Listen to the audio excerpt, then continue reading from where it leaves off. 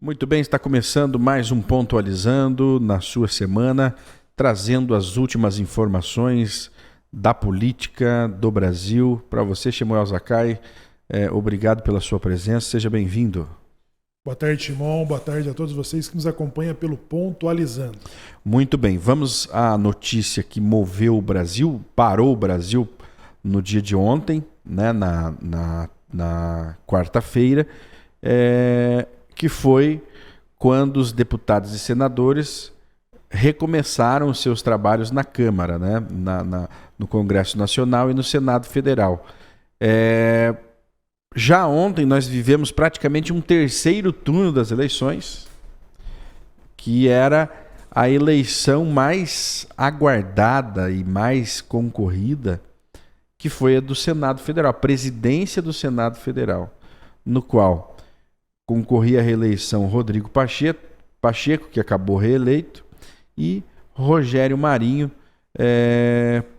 representando aí a direita brasileira. Não deu para a direita, né? Perdemos em mais uma eleição, em mais um sistema aí da democracia brasileira. E só que não foi, essa derrota ela não foi contestada, Shemuel, né? Não contestaram as urnas, porque tivemos o voto impresso, onde pôde se fazer uma auditoria em tempo real dos votos que ali foram depositados. Mas a esperança da direita... Mas perdemos para o TSE. Perdemos, claro. Porque nós tivemos o Alexandre de Moraes em pessoa pedindo voto para os senadores. Eu acho interessante, irmão, que a máquina pública, o poder de articulação do Lula em barganhar cargos do segundo escalão. Sim. E os inquéritos que estão nas gavetas do STF e TSE de cada um dos senadores, né? Como foi bem articulado também pelo Barroso no momento em que estava criando a comissão que estava discutindo sobre as urnas eletrônicas. E, mais uma vez, o TSE vai para as disputas eleitorais pedindo voto para o seu candidato para a manutenção da sua ditadura protegida pelo presidente do Senado, Rodrigo Pacheco. Dificilmente a direita conseguiria ganhar de um presidente que ofereceu cargos para senadores que votassem em Rodrigo Pacheco, né? Foram muitos cargos oferecidos agora nas estatais, nas empresas governamentais, né? Na direção de muitas repartições.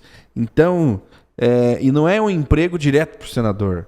É onde o senador vai conseguir colocar toda a sua base, né? Todos os seus cupinchas, todos aqueles para os quais ele fez promessas. Então, ele tendo um curral ali, ele tendo um espaço para empregar essas pessoas, né? Para pendurá-las num cabide de emprego captação do Estado, né? Ele é muito vantajoso para ele.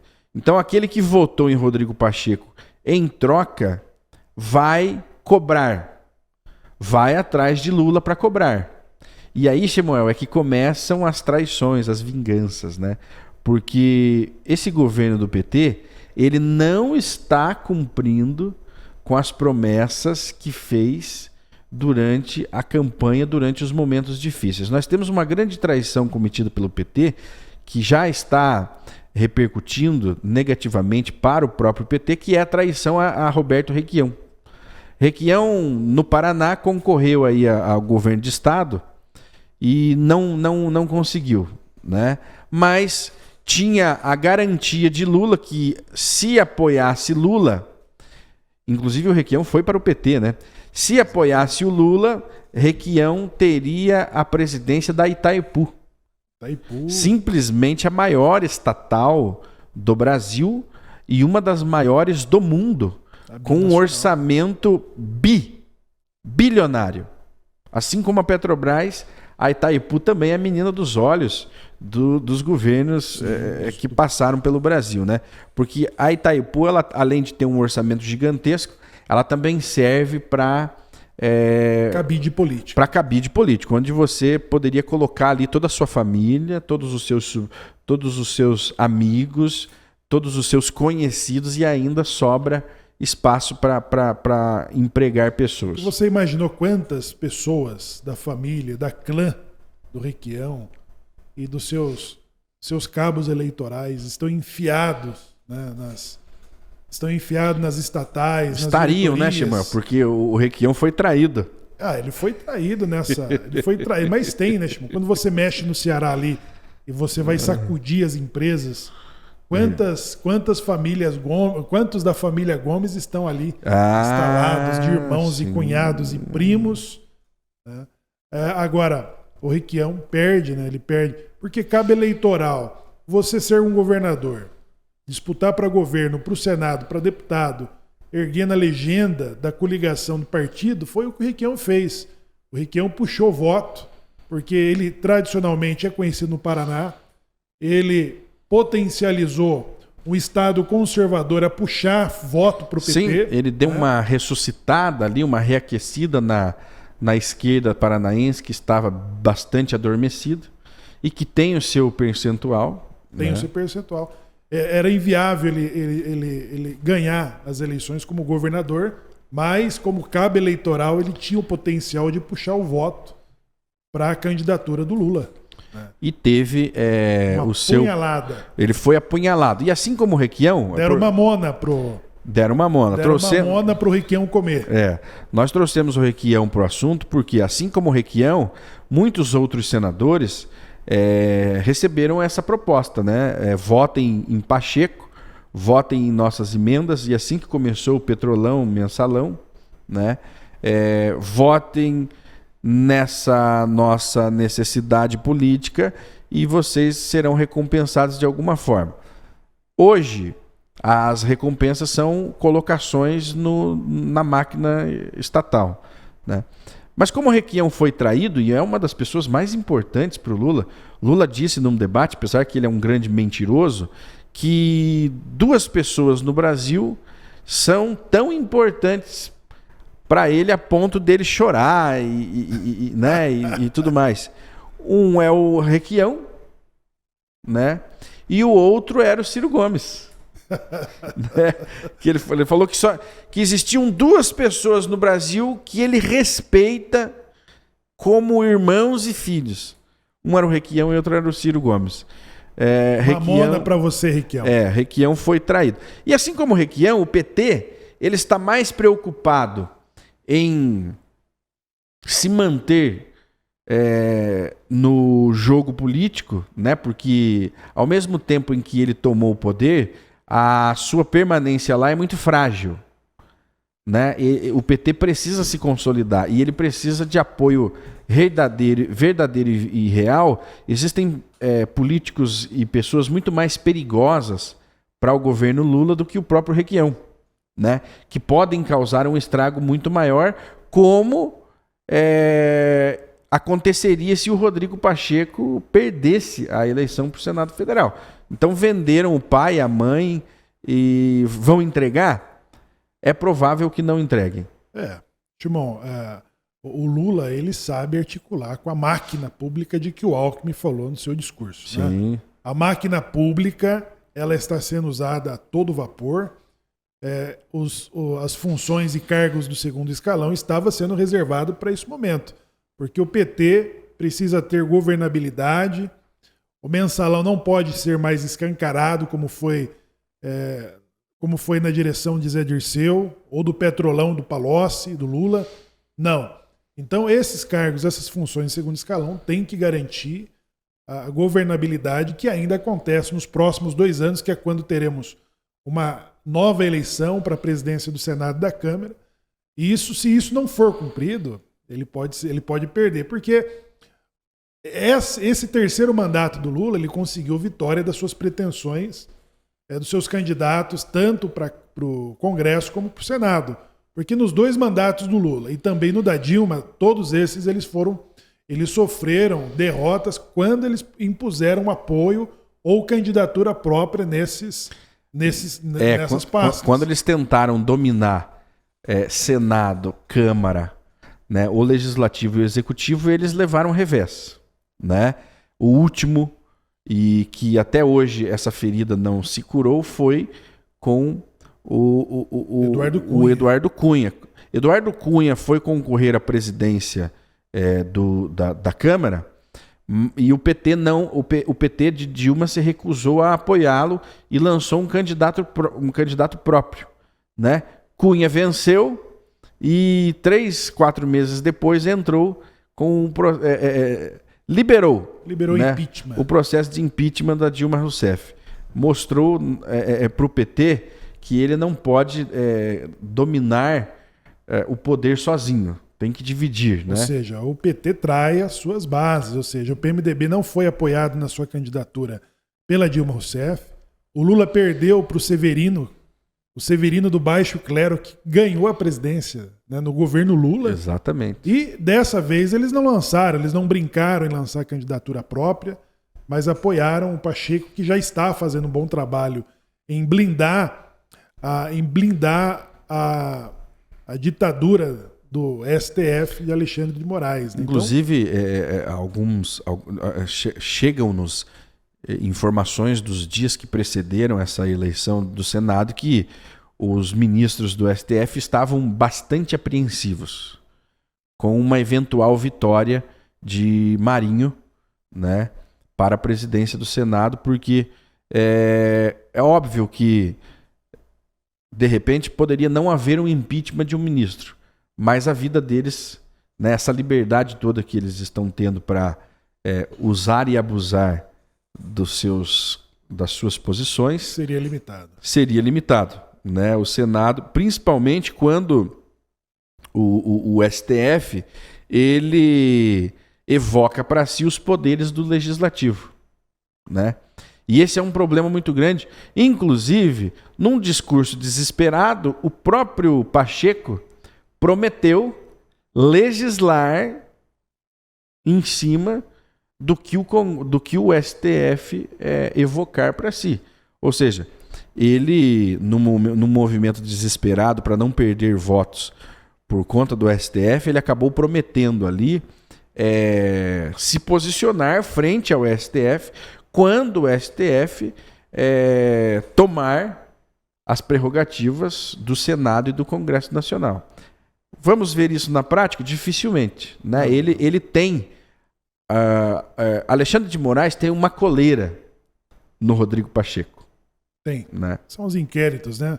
São os interesses das suas bancadas e dos seus escritórios de advocacia, que também tem o Xandão. Foi levantada aí a denúncia, né, de valores encontrados nas declarações de Alexandre de Moraes. É um assunto para outro momento, mas que isso explica o motivo de Lewandowski, Gilmar Mendes, está fazendo boca de urna para a presidência do Senado, defendendo a reeleição de Pacheco. Por quê? Porque está ali, nessa mudança, estava o momento da oportunidade de trazer equilíbrio às instituições, aos poderes do Brasil e trazer um pouco de normalidade. Então essa foi uma grande derrota, Chimão. Foi para o Brasil. Uma grande derrota para a direita, para o Brasil, para a imprensa, porque Alexandre de Moraes ele está atuando, ele se sentiu à vontade de atuar já no dia imediato às eleições. No dia imediato às eleições, eles seguiram com o plano, né? E já vamos comentar. Mas, seguindo aqui nos acontecimentos do Congresso Nacional, Lira é reeleito com 464 votos e bate recorde histórico de votação, né? Nunca antes na história do Congresso Nacional e de uma eleição para a presidência da casa, um candidato só recebeu tantos votos. E uma coisa que me intriga, e aí a gente pensa muito, né? Lira conseguiu o apoio dos dois extremos, né? Da direita e da esquerda. O Lira, ele é do Centrão. Então, o apoio do Centrão, ele já carrega consigo naturalmente. Cativo. Ele conseguiu agregar a direita, né? Ele compôs o governo com a direita, pediu votos para Bolsonaro nas eleições, né? E foi cabo eleitoral de Bolsonaro. Terminou as eleições, ele já caminhou para o seu ponto de origem, que é o Centrão, né? E conseguiu atrair a esquerda. Nós tínhamos nessa eleição para presidente da Câmara dos Deputados um candidato com o apoio da direita e da esquerda. Como é que ele fez essa costura política? É que nós não sabemos, nós imaginamos. Mas que promessas ele fez para o Lula e que promessas ele fez para o PL, para os bolsonaristas, que de repente ele nunca vai cumprir. Porque provavelmente um lado quer exterminar o outro.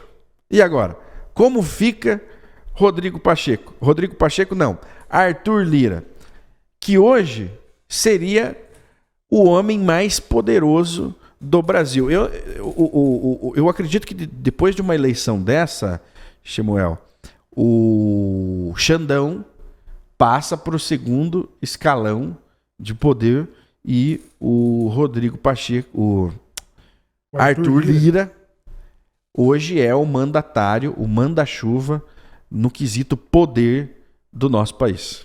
Ele conseguiu. O Arthur Lira, ele fez bem o dever de casa, né? Ele deu governabilidade ao Bolsonaro depois de superar o Rodrigo Maia. O nhonho. O Rodrigo Maia trancou todas as pautas no Congresso. Foi uma forte oposição contra o governo Bolsonaro, e isso mudou a partir do momento que o Lira assume. Sendo apoiado, ele foi eleito. E só assumiu porque tinha o apoio do Bolsonaro. Ele foi eleito com o apoio da base bolsonarista. Do PSL. Então ele mostrou essa gratidão.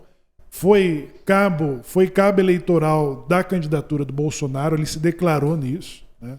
E foi um forte parceiro do bolsonarismo durante o primeiro mandato, o primeiro e segundo turno. Sim. Né? Agora, o PT, ele não iria arriscar, como das outras vezes, ele tem um trauma que é de tentar lançar candidatura própria no Congresso e não conseguir emplacar e isso reverter contra eles. Porque o Lula já tem, em 30 dias, ele já tem 2 pedidos de impeachment na gaveta de Arthur Lira, protocolados, né? Muito embora o velho Congresso mexeu nas regras de impedir um presidente, ele já tem esses 2 pedidos ali. E o Severino Cavalcante, que superou um cara do baixo clero, que superou o Lula em 2 mandatos, ou seja, o Lula nunca teve sucesso no Congresso. Tanto é que o Mensalão, o Petrolão provou que é preciso injetar muito dinheiro no Congresso, em que o PT não é forte e saiu enfraquecido nessas eleições. Agora, Shimon, o nosso Eduardo Cunha, que também, né, o Eduardo Cunha, que também era do PMDB, era do vice-presidente Michel Temer, e não teve apoio da Dilma Rousseff na candidatura de Eduardo Cunha para presidente do Congresso. O Eduardo Cunha ganhou e emplacou o impedimento da Dilma, ou seja, o que eles chamam de golpe agora nas visitas em que fazem.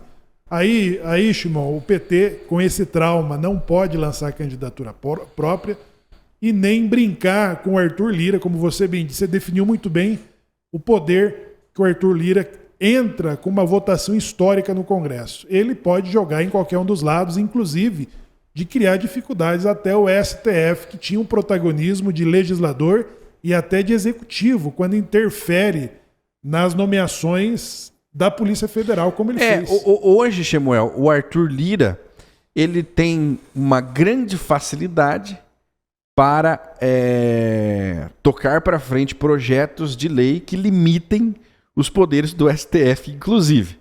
Exatamente.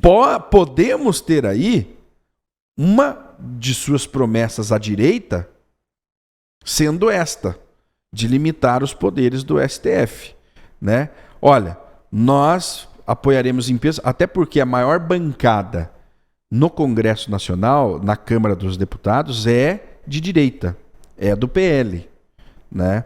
Então, ele deve a alma para o PL e deve um pouquinho, deve uns dedinhos para o PT, né? Que o apoiou agora nesse momento. Mas eu diria que ele não precisaria do PT para ser eleito. Não precisaria. Esse apoio do PT é muito mais por causa do PT, para o PT se sentir seguro de não haver uma retaliação, né? Imagina Arthur Lira com o Centrão mais à direita e o PT isolado num cantinho, o PT seria destruído, né? Então Arthur Lira não ganhou porque teve o apoio do PT. Rodrigo Pacheco, sim. O PT comprou votos para o Rodrigo Pacheco, com cargos. Mas o Arthur Lira não precisaria. Então, nós podemos ter aí um acordo, que nós vamos conhecê-lo nos próximos meses, como esse Congresso de maioria conservadora que apoiou a reeleição do atual presidente vai agir em relação ao STF. Ficou claro, né, que o PT terá dificuldade no Congresso, ainda mais com a bancada fortalecida, a bancada de direita, a bancada, chama-se de bancada bolsonarista. Você tinha o Bolsonaro enquanto deputado único, uma voz que desaparecia meio a esse Congresso. Eles entram com muita força, mesmo sofrendo essa derrota no Senado. São centenas de conservadores. Foram quase 100%, né, Chimão? Quase 100% dos votos. São centenas de conservadores com cargos, né, de deputados.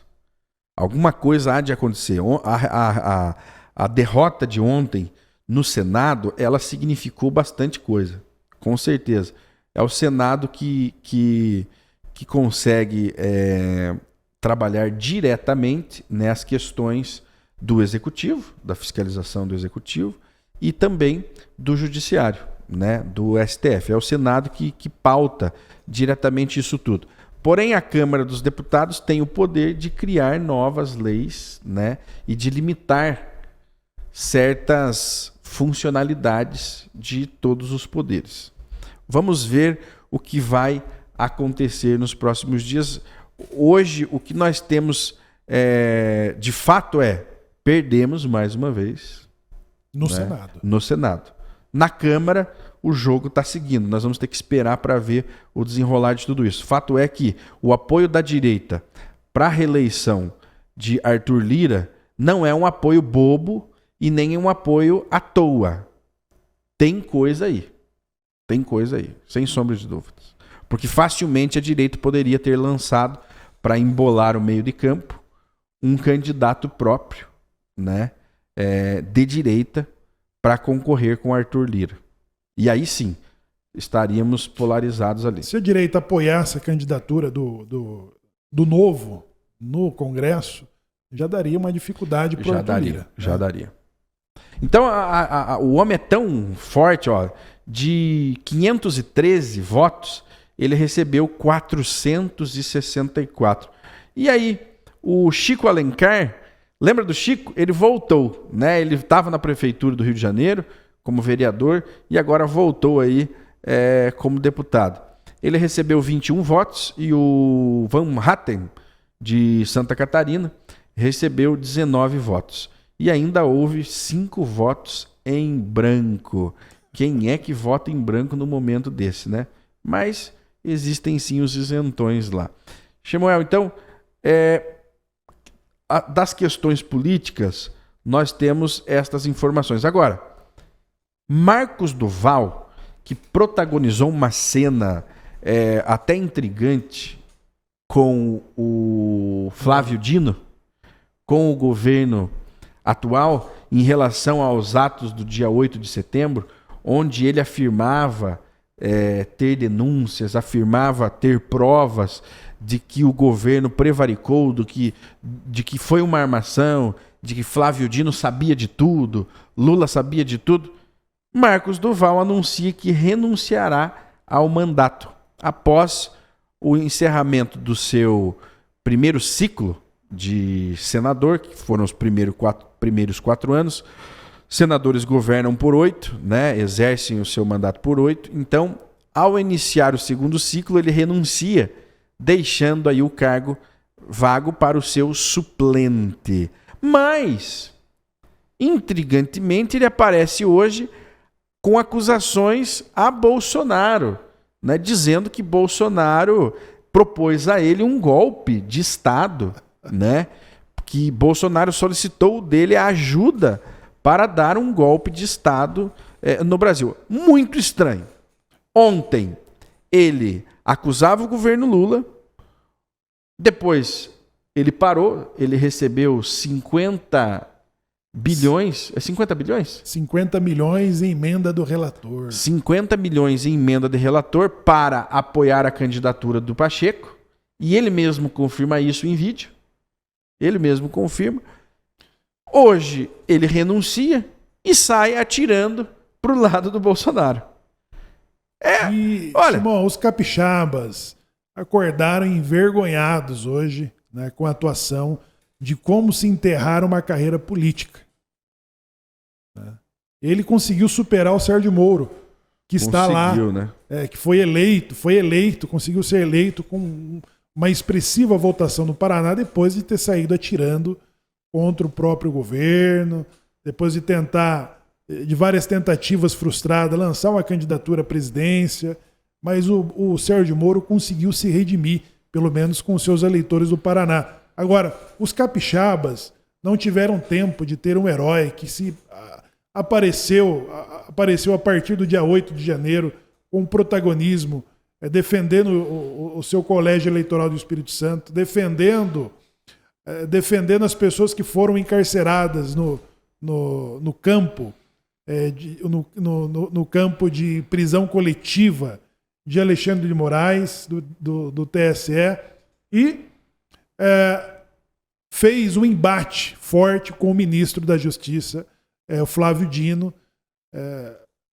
acusando de prevaricação. E agora ele comete esse suicídio político, esse suicídio político, saindo, renunciando o mandato, porque isso aí é mutreta, isso aí é esquema dos financiadores da campanha, que vai dar lugar, como fez o Tiririca, como fez outros candidatos, o Jean Willis, que tem ali um período de cumprir o mandato, já que eles não são dono do mandato.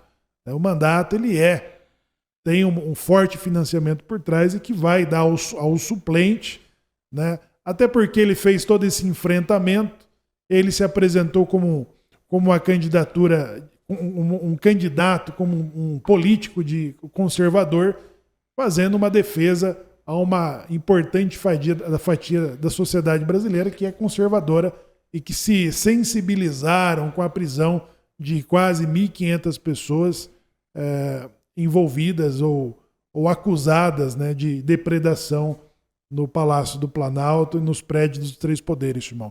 Então, nós temos aqui Será que nós sabemos quem é, Shimon, o suplente desse...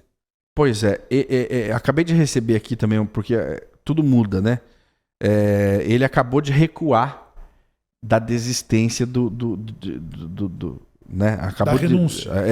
Acabou de anunciar que não renunciará. Vai tocar um pouquinho...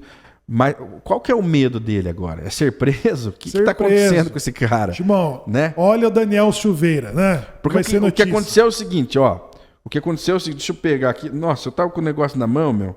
Ele diz o seguinte, que o Bolsonaro mandou o Daniel Silveira passar uma missão a ele, que era gravar uma reunião com o Alexandre de Moraes.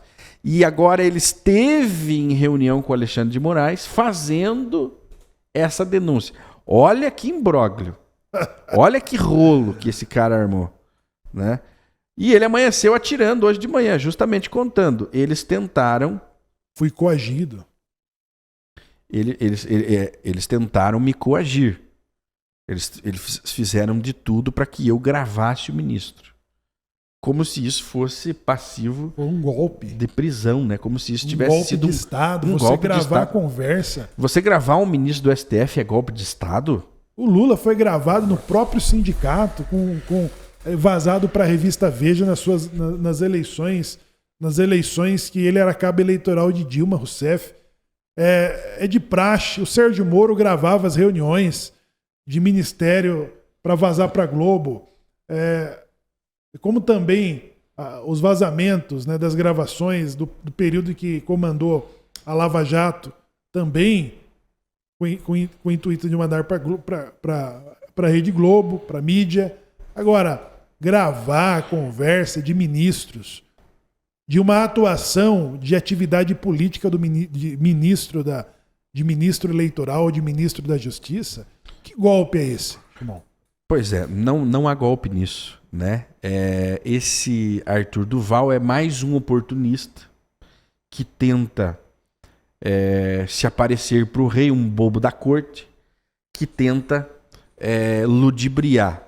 Ele não serve nem para ser canalha, porque ele é desastrado. Ele é um desastre. Ele saiu atirando, tentou sair atirando, mas pelo visto não conseguiu sair, porque para ele é muito confortável. Ele vivia nos Estados Unidos, né? Então o plano: entrego o cargo para o meu suplente, vou viver nos Estados Unidos, de lá eu fico olhando aqui agora o circo pegando fogo. E seguindo nessa mesma linha, veja como existe uma construção de uma narrativa de que realmente houve um golpe, né? De que realmente houve uma tentativa de golpe. É uma narrativa que ela vai ser retratada pela Rede Globo, pela CNN, como uma coisa só.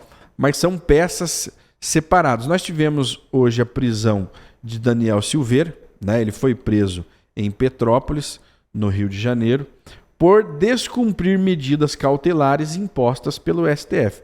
Ele não está sendo preso pela reunião que ele teve com o Duval. Exatamente. Uma coisa não tem nada a ver com a outra. Mas note que foi tudo orquestrado para que tivesse tudo a ver. Um novo objeto que livre ele, uma nova acusação que livre ele, Shimon, do induto dado pelo presidente Bolsonaro. Exatamente. Por quê? Por descumprir medidas cautelares de uma sentença que já havia sido perdoada pela presidência da República, inconstitucional. É inconstitucional, ele não deveria estar sendo preso. Então, veja, o dia amanhece com o Duval fazendo acusações contra Daniel Silveira e Bolsonaro e logo na sequência é efetuada a prisão dele. Então, primeiro vai para a imprensa, vaza para a imprensa essa informação, essa narrativa, e logo os federais estão prendendo Daniel Silveira. E a velha mídia dá forma, né? Ela dá forma a essas narrativas. Ela vai criar agora um filme, ela vai né? construir esse fake news. E o Daniel Silveira agora terá um novo objeto de que certamente o Lula não dará a ele o induto da graça, não dará a ele o benefício da dúvida, e ele vai amargar, né, essa prisão. Shimon, ele tinha condições, ele tinha condições de disputar e ter ganho e ainda eleito outros candidatos de direita com o voto expressivo de que ele teve no Rio de Janeiro para disputar o Senado. Ou seja, se ele tivesse mirado numa reeleição para deputado federal, né, ele estaria só na mira de Alexandre de Moraes depois do final do mandato, já que o Lira prometeu que nunca mais vai dar permissão para que um deputado em exercício seja preso pela ditadura do STF. Ele Lira fez isso ainda antes do início das eleições, quando Daniel Silveira recebeu o indulto do presidente Bolsonaro. Bom, nós temos então toda essa construção, vamos observar os próximos dias, os próximos passos. Acontece que tentou-se criar uma narrativa do 8 de janeiro e essa narrativa já praticamente foi esquecida, né? Ela não teve tantos efeitos como se esperava, porque rapidamente ela já foi contida, o contraditório já surgiu através das redes sociais. Enquanto, Samuel, existir as redes sociais, com essa liberdade que nós temos, que está sendo tomada de nós dia a dia, mas enquanto existir essa liberdade, rapidamente essas histórias, essas narrativas são desfeitas. né? Daqui uma semana ou duas, essa narrativa que se iniciou hoje, Daniel Silveira, Arthur Duval, Alexandre de Moraes, ela já foi por água abaixo. Muitas outras informações já terão vindo à tona e nós teremos um prisma melhor dessa historinha aí que foi criada. Mais uma tentativa de golpe, mas não um golpe, né, de Daniel Silveira contra Alexandre de Moraes. É um golpe desse sistema organizado contra o Brasil. É um desastre da forma de como encerrar a carreira política. É isso que o senador do Espírito Santo está fazendo, depois de ter prometido fazer um enfrentamento com a prevaricação que houve por parte do presidente Lula e do seu ministro,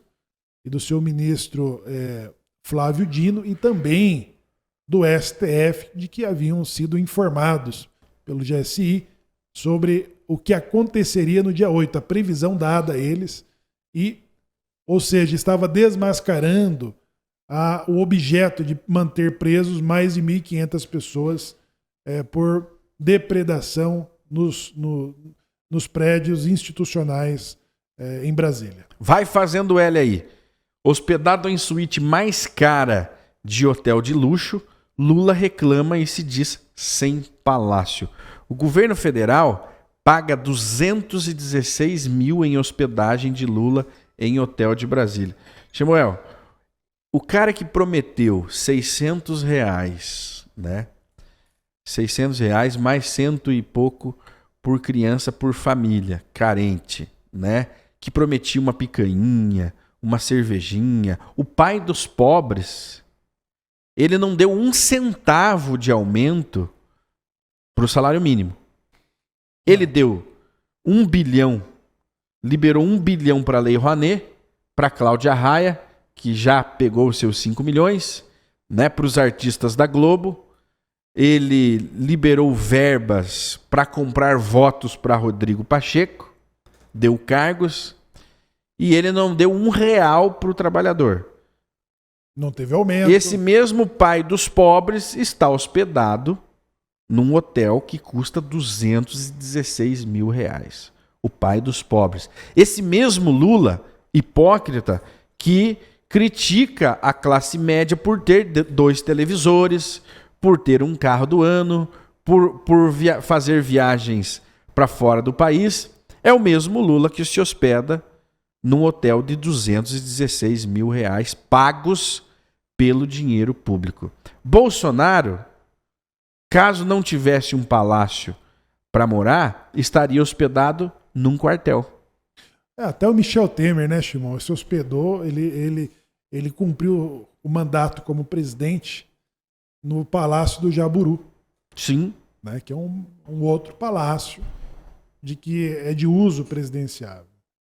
E a Janja já havia mostrado antes do dia 8 de janeiro que precisava de uma reforma. De uma grande reforma. E os infiltrados que já estavam lá antes de subirem lá os manifestantes de direita na rampa, aí parte do patrimônio já estava quebrado. Interessante, com preservação do memorial do Lula que tinha ali na Shimon. Não foi quebrado. Nada foi quebrado. Foi protegido. Tudo foi mantido. O relógio trazido por Dom João VI foi quebrado. Mas o memorial que já existia do Lula... Do Lula, não. Não foi quebrado. Então, essa reforma já era prevista e ela tinha urgência para não precisar de licitação. Uhum. Ela precisava ser aprovada sem que a Odebrecht fizesse lá mais uma reforma, reformasse novamente as piscinas, né? Para que a Janja pudesse levar a Rede Globo para mostrar o novo layout do Palácio do Planalto. Então tá aí. Vai fazendo L bonito. Nós estamos aqui brigando por causa de política, nós estamos aqui criticando os políticos. Aquele que é de esquerda manda vídeos provocativos para aquele que é de direita, que perdeu, e o jogo segue, mas o Lula está hospedado num hotel de R$216 mil, que todos pagam, todos bancam. Quem é de direita e quem é de esquerda. Quem é de esquerda que comemora, que vibra, a cada vez que o Lula faz uma lambança, também está pagando essa hospedagem. Mas eles são tão debilitados mentalmente que eles comemoram e dizem que o Lula merece mesmo estar hospedado num hotel de R$216 mil. É brincadeira? Vai fazendo L. E seguindo aqui então com a nossa informação para a gente finalizar os nossos comentários de hoje, Lula... Deixa eu só pegar aqui, aí não esqueça de cortar.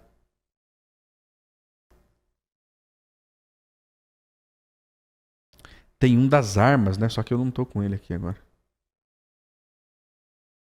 Vamos falar isso aqui, ó, Internacional da França. Shemuel, e seguindo com as nossas informações agora internacionais, olha a diferença de reação de um povo, quando um povo está descontente. Na França, o país está enfrentando mais um dia de greve geral contra a reforma da Previdência.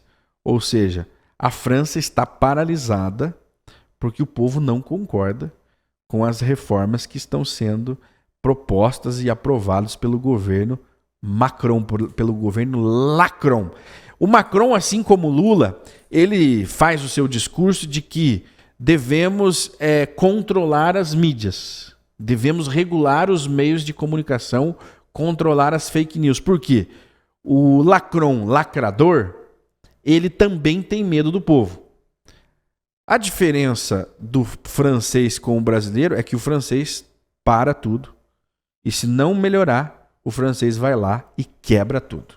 Exatamente, Shimon. É histórico e cultural essa reação francesa, que é considerado o país mais politizado do mundo. Ou seja, você tem uma população que, independente da opinião da mídia, né, eles se organizam, eles se mobilizam, e agora muito mais, né, com as redes sociais, de que não existia antes de que isso existisse, a mídia não tinha o poder de manipulação sobre o povo para defender qualquer governo diante da fúria e da raiva e do poder de mobilização dos franceses, que param todas as categorias.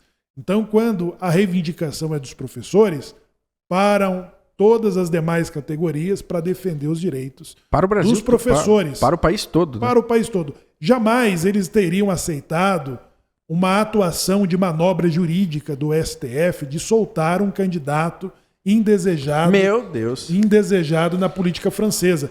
Os brasileiros, né, que foram cedendo, permitiu que o Fachin, numa ação, de uma manobra monocrática, liberasse o Lula para depois o colegiado legitimar essa ação, permitindo que os seus crimes fossem anulados para autorizá-los contra a lei da ficha limpa, de que a Carmen Lúcia disse de que jamais isso seria possível.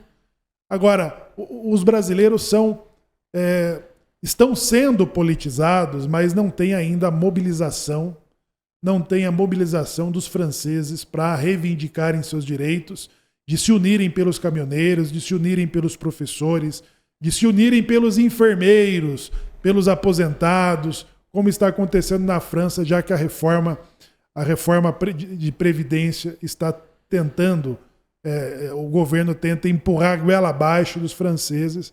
Ou seja, o Lula jamais, ou qualquer outro candidato, teria condições de governabilidade num país como a França.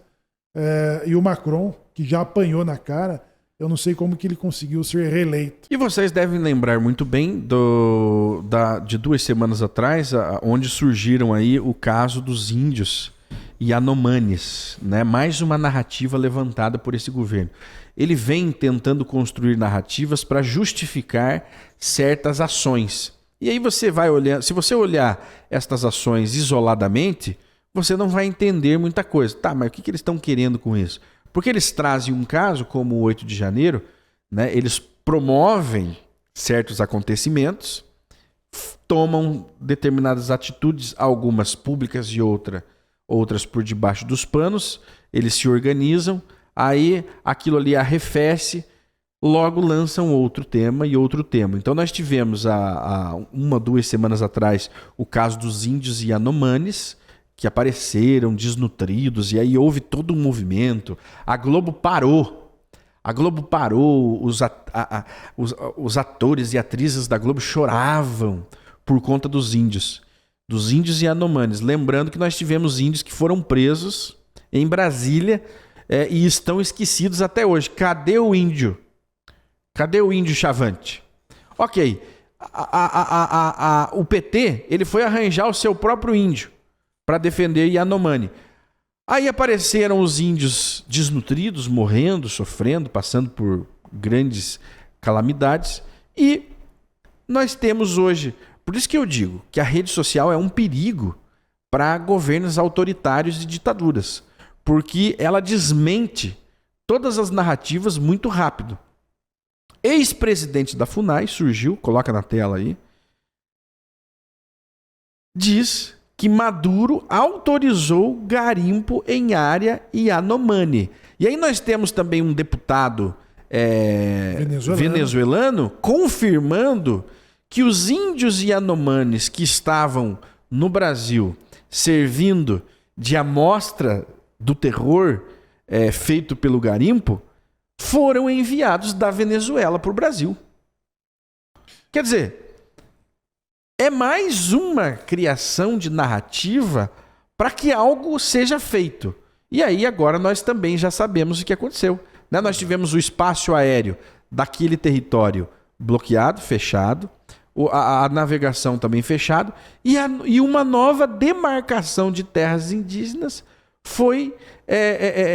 teve seu pedido anunciado pelo Lula. Ô Shimon, agora você veja 8 torres de observação da defesa interditada, o espaço aéreo das aldeias interditado, os espaços de navegação interditados. Ou seja, vamos abrir as portas para o narcotráfico, né? Sim. Vamos limitar os observadores, né, que podem desmascarar essa narrativa, já que vídeos estão aparecendo em que o presidente Bolsonaro, Shimon, ele aparece exatamente no momento em que essa aldeia recusou a autorização do governo da permissão dos garimpos nas suas reservas. Uhum. E o presidente, então, interditou qualquer tipo de iniciativa de garimpo nas terras em que os indígenas... E nessa reunião com essa aldeia, com esses indígenas, o presidente era aplaudido e aclamado, ou seja, e saudáveis. Então vai desmanchando as narrativas, já que esse governo e a sua procuradoria não tem ainda o controle sobre as imagens e vídeos e fotos de manifestações que são produzidas durante todo o período em que o presidente em exercício andou, inclusive nas aldeias dos quais é acusado. E do outro lado, nós tivemos a autorização de Maduro para que o garimpo fosse feito na sua área de controle da Venezuela. Exatamente. A Venezuela precisa de renda, ela precisa tirar dinheiro de algum lugar. Autorizou o garimpo nas terras indígenas. E danem-se os índios. Maduro não está preocupado com a segurança indígena. E eles são tão parceiros que criaram uma história junto. Nós precisamos de índios desnutridos, de índios que estão sofrendo. O Maduro levanta a mão, eu tenho, eu vou providenciar, e Flávio Dino e sua patota criam toda uma nova narrativa a favor do PT, e o Brasil o Brasil perde mais alguns milhares de quilômetros de seu próprio território. Está abrindo mão, né, para uma política internacional de que o Lula já havia começado nos seus mandatos, e no mandato da Dilma ele está retomando essa agenda, essa política. Nós temos uma entrevista dada mais uma vez pelo brilhante comunista Aldo Rebelo, e eu não falo com ironia, não. Esse é o canhoto que eu admiro o seu bom senso, e ele fala exatamente no momento em que ele está concluindo o seu livro, e é um importante observador sobre a extração dos minérios e os interesses internacionais sobre as reservas brasileiras. Ele fala exatamente dessas mudanças e da ausência do governo Lula, né, exatamente na preservação dos índios, né, abrindo mão e cedendo para a pressão internacional, como ele está fazendo ao tentar manchar a reputação do presidente Bolsonaro diante da comunidade internacional. O bolsonarismo ele precisa ser destruído, e o Lula afirma isso. Nós tiramos o fascista, mas não conseguimos acabar com o seu... nós tiramos o governo, mas não conseguimos acabar com o bolsonarismo. O bolsonarismo, com o fascismo, né? Assim diz Lula. Eles precisam, de uma vez por todas, enterrar a direita no Brasil, porque a direita sempre será um tropeço muito grande, ou até uma barreira intransponível, para a esquerda tomar o poder em definitivo como ela pretendia, né? Então, criam-se narrativas, criam-se fatos, factoides, para destruir todo o legado de Bolsonaro, que é o grande precursor aí desse movimento de direita no Brasil, ou pelo menos aquele que consolidou a existência da direita no Brasil. E teve um governo muito positivo, inclusive economicamente, ideologicamente, que precisa ser esquecido.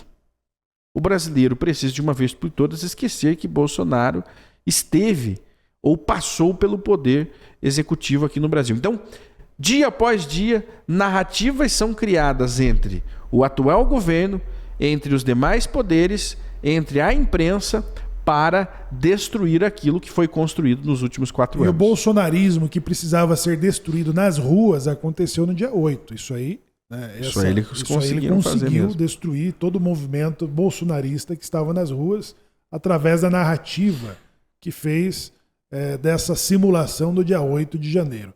E agora com a reputação internacional do que foi o governo e a sua relação com as reservas e com os indígenas que foram apoiados e protegidos, inclusive, por muitos indígenas. E como bem disse o Chimão, onde está o líder Chavantes?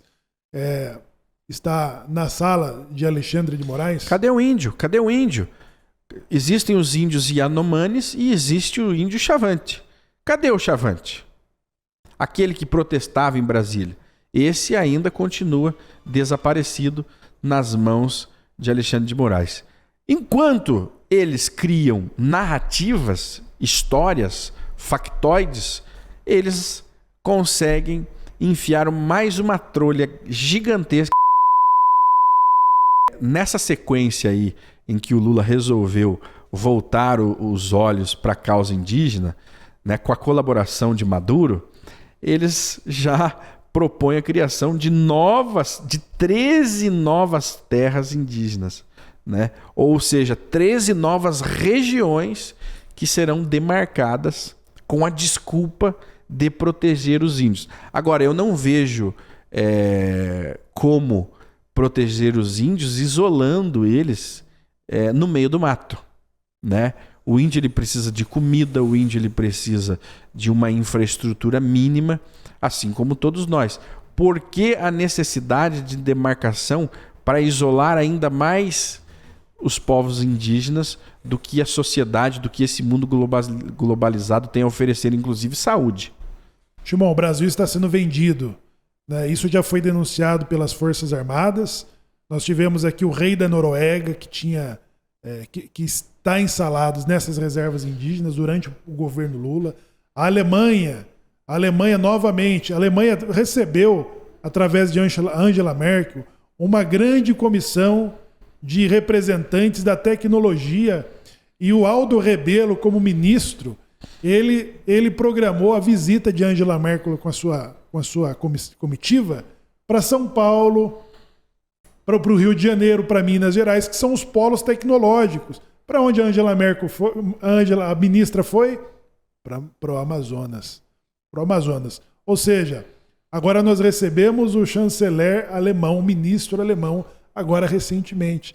Então, o marco zero de Edson Fachin, que é de criar essa tal de Canaleta Norte, que vai tirar 3 estados brasileiros do mapa, e vai tornar uma terra de ninguém ou a terra dos interesses internacionais, já que a Alemanha ela está cometendo crime ambiental, mexendo com as suas energias à base de carvão e controlando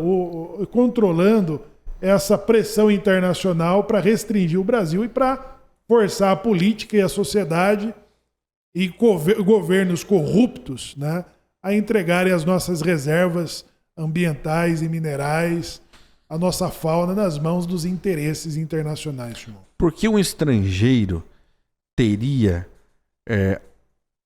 a tamanha influência para interferir nos nossos assuntos políticos e nos nossos territórios? Um estrangeiro só consegue fazer isso se tiver o apoio dos mandatários locais, né? E é o que nós estamos vendo. A Suíça já liberou bilhões, né? A Alemanha também já está liberando mais alguns milhões, alguns bilhões, né? A Europa, num todo, está liberando muita grana para poderem apitar aqui dentro do nosso território. Irmão, sem falar as ONGs, né? As mais de 5.000 ONGs que estão em Manaus, que estão no Amazonas, né? Com tanta pobreza no Nordeste, com problemas sociais no Sul e Sudeste. E aonde estão as ONGs, né? Esses indígenas que apareceram milagrosamente, desnutridos, aos olhos de mais de 5.000 ONGs que estão ali exatamente no lugar da denúncia, dessa denúncia de crime, em que o Bolsonaro vai ser incluso com a autorização de Alexandre de Moraes no inquérito ou numa investigação de um genocídio contra os índios, contra os Yanomamis. Vai fazendo L. Agora é o seguinte, faz o L mais ainda. Mudança do ICMS deve deixar remédios mais caros. Deve não. Deixarão os medicamentos mais caros a partir de fevereiro. Porque é um recurso que o governo não quer perder.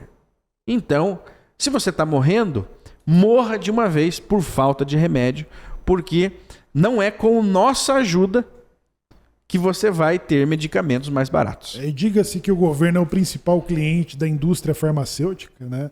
E que depois a população brasileira também é uma grande indústria. Eu acho que depois do cigarro e da bebida alcoólica, os remédios, eu acho que ele lidera até mesmo a questão desses itens, né, que é tão procurado pelos brasileiros.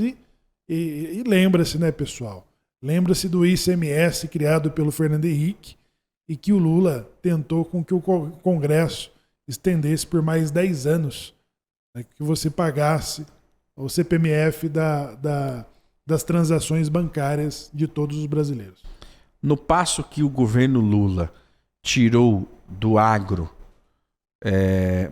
bilhões em recursos, ele deu para a cultura, Lei Rouanet. A Lei Rouanet, 10 bilhões. 10 bilhões foram liberados para a cultura no Brasil, no governo Lula, sendo que 1 bilhão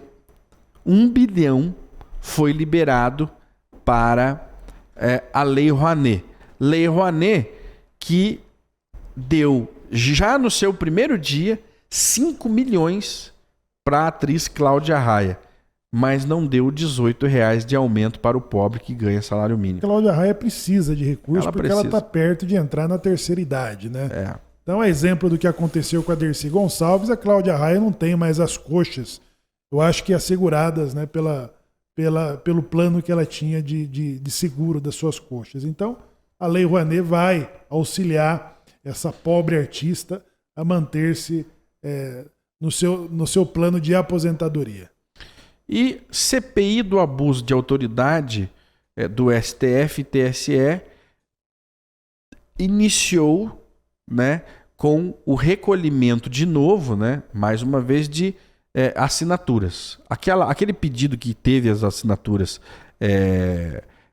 necessárias em 2022, ele foi arquivado.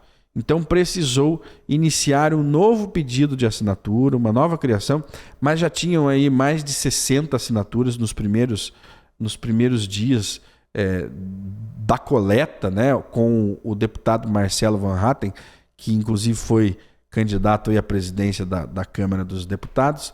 Então, iniciam-se agora, Samuel, os pedidos, né, as investigações, as tentativas de entender o que acontece com o STF e com o TSE. E é uma das promessas feitas por Pacheco em relação a essa CPI, que ele permitiria que essa CPI fosse para frente. Olha aí. Então, o STF não vai se sentir mais tão seguro, até porque os inquéritos e os interesses dos escritórios do Pacheco na mão de Alexandre de Moraes, ele vai também entrando na mira da sociedade brasileira, que está fazendo pressão, né, e está sendo somado com a pressão internacional que está observando todos os abusos cometidos, das ultrapassagens do STF e do TSE na pessoa de Alexandre de Moraes. Né, quando um governo ele muda, né, nós já falamos aqui, há todo um aparelhamento, há todo um sistema ideológico implantado junto com o que vem por aí. Todo tipo de coisas ruins e terríveis que buscam destruir o que há na formação da base de uma sociedade, que que são os valores, né, que é a identidade, que é a formação familiar. Tudo isso é colocado em xeque mediante a um governo de esquerda, ao idealismo de esquerda, porque a esquerda ela subverte a sociedade, ela subverte os valores para que ela possa se manter no poder. O HC de São Paulo faz transição de gênero em 280 crianças e adolescentes. Ou seja, nós temos crianças de 14, 15 anos fazendo operações, fazendo cirurgias para mudança de sexo, chamou. Diz que a partir de 8 anos, né? Então é um tratamento à base dos hormônios, né? Que eles já vão modificando e forçando o corpo da criança a se preparar para a alteração da sexualidade, Shimon. Num país em que você só pode votar a partir dos 16 anos. Num país em que você só pode ter habilitação dos 18. A partir dos 18. Você só é considerado de maior a partir dos 18. A partir dos 18. Só responde crimes a partir dos 18. A maioridade penal, então, nós estamos num total tropeço de toda uma sociedade conservadora, né? Num progressismo avançado que está dilacerando, está arruinando com toda uma civilização através de medidas. E eu já disse isso antes. Esses institutos, né, esses hospitais, essas instituições, as universidades, a Unicamp, a USP, né, as indústrias, os empresários, do qual o seu principal cliente é o Estado, eles vão promover esse tipo de barbárie no país, em que você coloca tropeço diante de uma sociedade e crianças a partir de 8 anos, então, passam a ser submetidas a uma mudança, a uma transformação contrária à própria natureza, levando, sem analisar os resultados das pessoas que foram submetidas a isso e que se arrependem, o quadro depressivo e clínico dessas pessoas que já passaram por essa, ou seja, totalmente ignorado essas estatísticas daquilo que já aconteceu, das experiências de outros países. A pressa, né, de aniquilar, a pressa de perverter toda uma sociedade, ela é uma agenda para 2030. Então, enquanto nós temos o SUS financiando alteração de gênero em crianças, né? Nós temos o SUS financia, o Estado financia isso. Nós vemos, para complementar isso, irmã de Marielle Franco defende mudança em livros didáticos. Mais mudanças, mais alterações, mais subversões, mais tropeços em cima das crianças. Notem que a esquerda, ela vai em cima das crianças. Ela tem como objetivo a destruição das crianças, a subversão dos seus filhos, dos meus filhos. Eles são implacáveis. Eles não atacam o pai de família, né? Eles não vão para cima do pai, eles vão para cima das crianças, porque pensam a longo prazo. Subvertendo a criança, nós a controlaremos daqui 20 ou 30 anos. Nós diremos a ela em quem votar. Eu a subverto hoje, tiro toda a sua identidade, acabo com toda a sua iniciativa e daqui a 20 anos eu digo a ela em quem votar. Exatamente. O controle social através da perversidade em que esse Estado tem pressa, né, de destruir toda uma cultura construída há milhares de anos.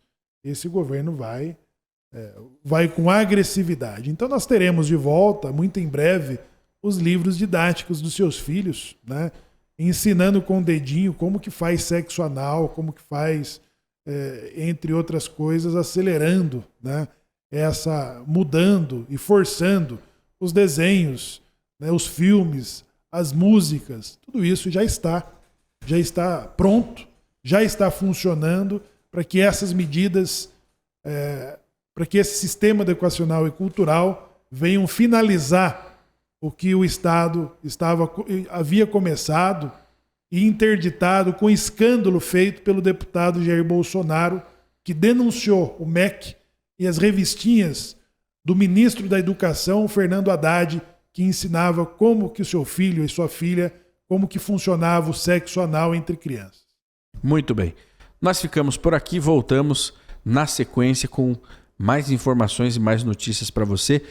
Inscreva-se nesse canal, ative as notificações, seja um financiador desse projeto aqui do Pontualizando. Você também pode seguir-nos no nosso Instagram, nosso canal no Instagram, que é @pontualizando na TV. Um abraço a você e até a próxima.